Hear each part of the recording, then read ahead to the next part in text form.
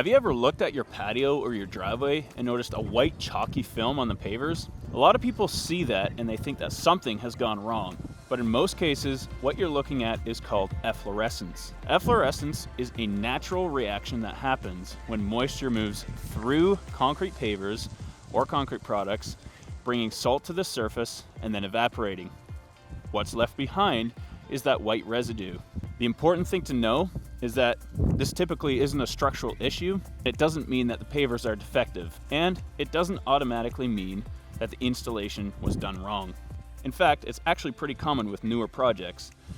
Now, it can definitely affect the look of your patio or driveway, and we understand the concerns that homeowners have. But in many cases, it becomes less noticeable over time as the pavers continue to cure and weather naturally. If it is more persistent, there are proper ways to clean it, but you need to make sure you're careful.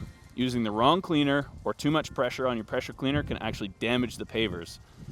So if you're seeing white residue on your pavers and you're not sure what it is or what to do next, feel free to reach out to us at Jovac Landscape and Design. We'd be happy to help you figure out whether it's a simple efflorescence issue or something else.